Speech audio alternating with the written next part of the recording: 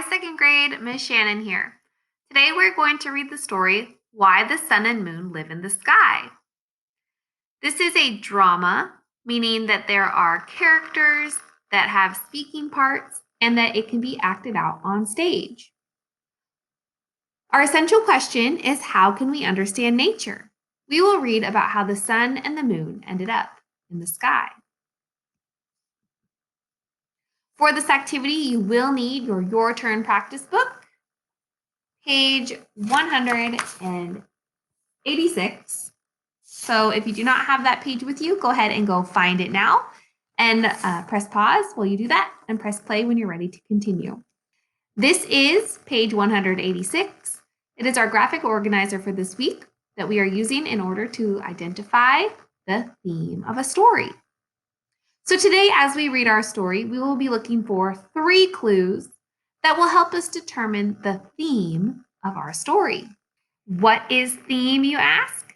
The theme of a story is the main message the author wants to tell the reader.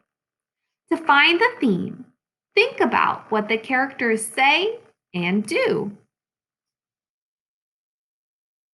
Once again, this is the page we will be working with today. We will fill this out together. As we read the story, I will show you the pages, I will show you the full page, and then I will zoom in on the words so that you can follow along with me. Before we start, we need to look at the character list and see who our characters are in this drama that we will be reading.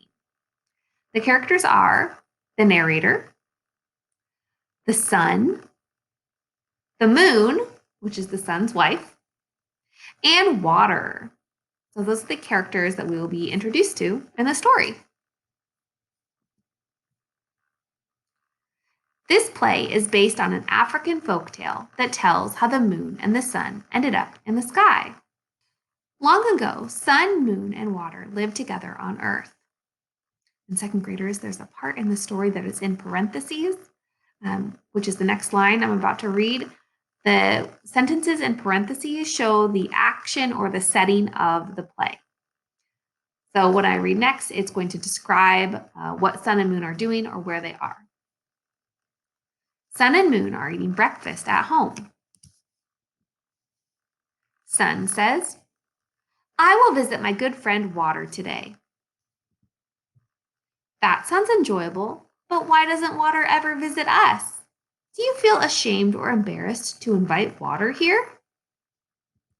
No, I am proud of our house. I will invite Water today.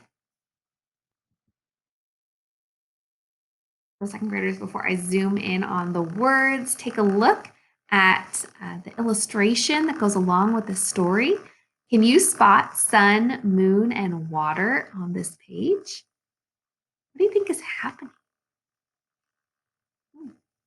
I'll have to read on to find out more. Sun visits Water at the beach. Water, why don't you ever visit us? Your house can't hold me and my family. That's nonsense.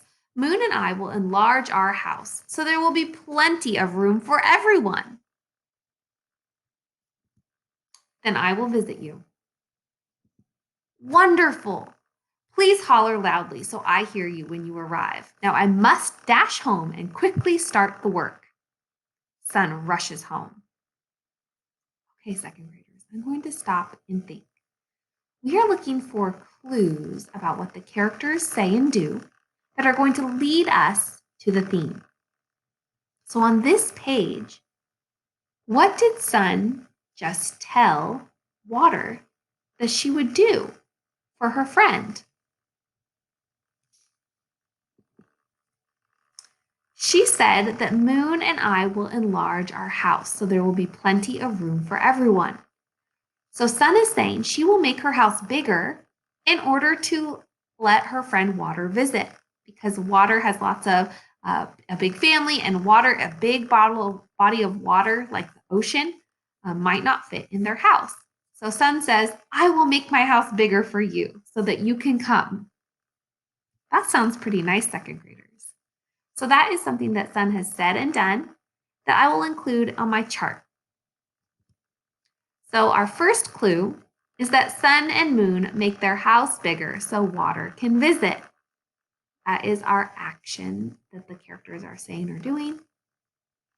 So press pause if you need to, write down the sentence, and press play when you're ready to continue. Narrator says, Sun and Moon raced to make their home larger. They added rooms and raised the roof higher. The new house was completely different and had no similarities to their old home.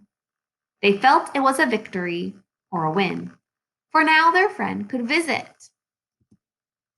Sun and Moon, I have arrived.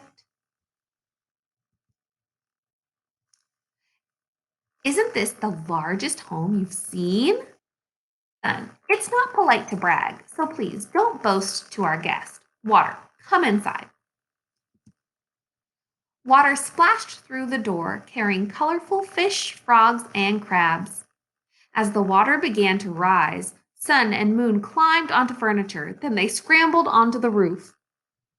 So second graders, if you can imagine the picture or the illustration that went with this page, when water entered their house, it began filling all of the nooks and crannies, and the level was rising.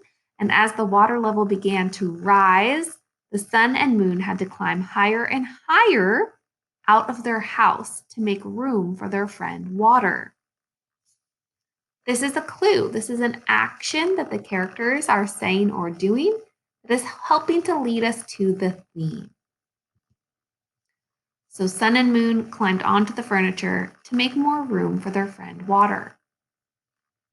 They're not getting upset at water for filling the space. They are simply just moving out of the way to give room for their friend. And because of that, you saw in the picture that sun and moon had to leave their home. They had to go all the way to the top of the roof because water was filling their home. So I wrote the clue number 2.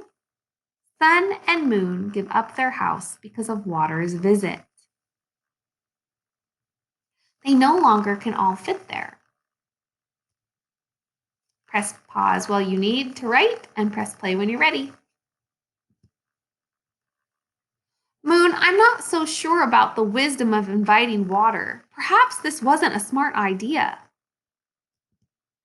No, Sun, it was the right thing to do, but we must fly to safety. Sun and moon flew to the sky, where they remain today and still shine down on water. So in the end, they did have to leave their home to make room for their friend, water. And they are still friends. They are not mad that they were pushed out of their home. As Moon says, it was the right thing to do. So I made note that they are still friends with water today, even after being pushed out of their home. That is another clue that after all of this, sun and moon are still friends with water. So pause as you write down clue number 3 and press play when you're ready to continue. Okay, second graders, we are back. Now it is our time to look at our 3 clues and think about, what do they all have in common? What is the overall theme of the story or the message that the author wanted the reader to know? Let's go back and read our clues. Clue number 1. Sun and moon make their house bigger so their friend water can visit. Clue number 2. Sun and moon give up their house because of water's visit. Their friend came into their home and water spread everywhere, so they were forced to leave their home. Clue number 3. Sun and moon are still friends with water.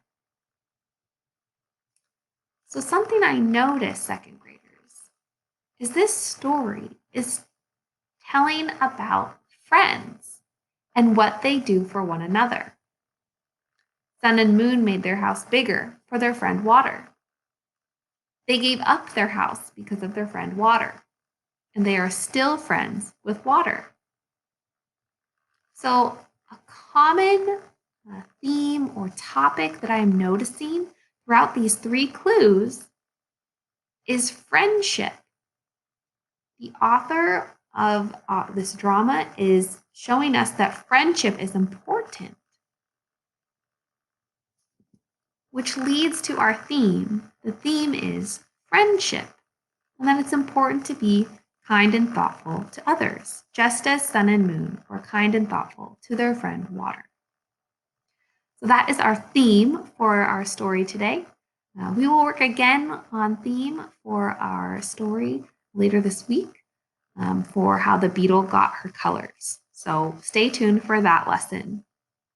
Thank you for working with me today, second graders, and using clues to determine and figure out the theme or the main message the author wanted us to learn from the story. I hope you have a fabulous afternoon. I'll see you all later.